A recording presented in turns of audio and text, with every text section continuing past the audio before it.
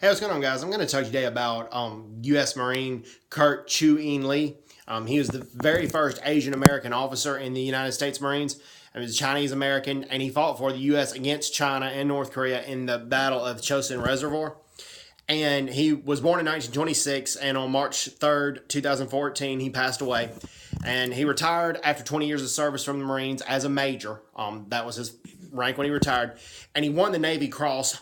In the Marines, that's the second highest, only to the Medal of Honor. He won the Navy Cross for his gallant fighting in the Chosin Reservoir, or many people in Korea call it the Jangjin Reservoir.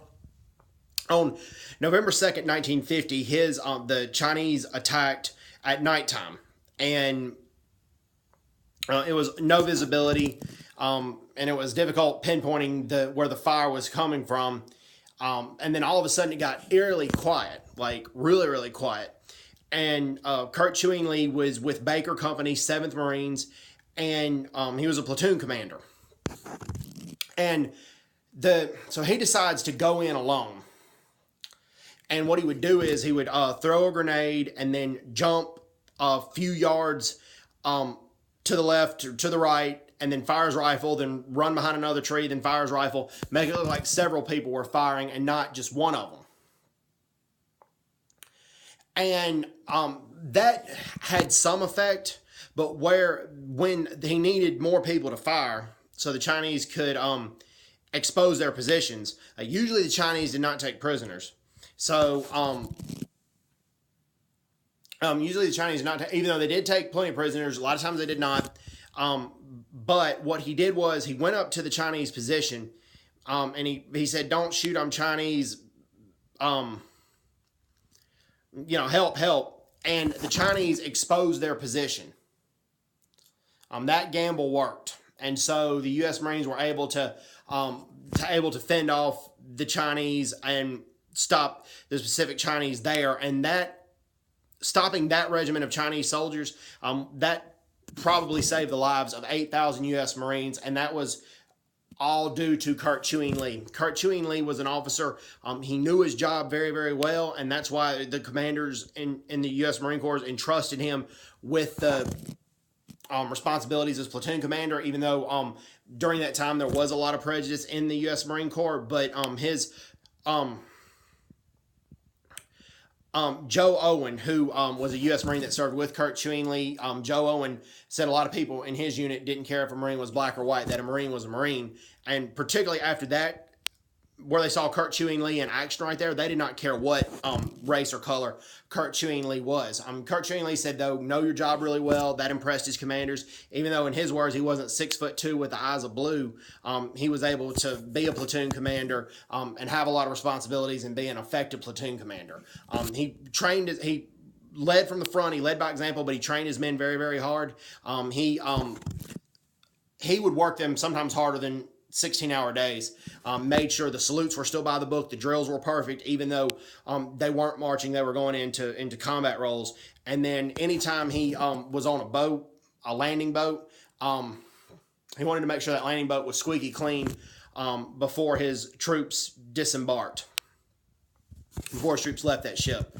He was a very by-the-book Marine, led from the front, won the Navy Cross for his actions in the Chosin or the Jangjin Reservoir, and going in alone, taking on an entire regiment of Chinese soldiers the way that he did.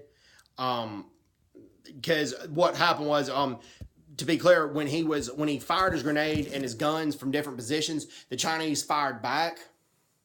So he knew that the soldiers now knew the position they were firing from, but it was nighttime. They still couldn't see a lot of the faces. But when he said, "Don't shoot, I'm Chinese," the Chinese lit a lot of their flares up. They were able to see the Chinese soldiers that way. I'm going to note this because Kurt Chew-Een Lee notes this, that he was an anti-white because he had the responsibility of platoon commander. He was able to be a platoon commander, and he won the respect of a lot of his guys after what happened in the Chosin Reservoir. But at the same time, he had he commanded a guy named Bob Timmons, Private First Class Bob Timmons, and Bob died in the Korean War. He got killed. And when Bob got killed, Kurt Chew-Een Lee saw the body, and he felt like Bob's blue eyes were just staring at him and just just looking at him, even though Bob had been killed. And he said that image stayed with him for a very, very long time. That image stayed with him, which is one of many reasons I said why he was not anti-white. But he really pointed that story out. So I feel it's a sense of duty to say that. Also, he shot rifles with his men, and he fought as well. He didn't stand by and let his men fight while he gave all the orders. And they needed to fire on a mountain top that was occupied by Chinese and North Korean soldiers.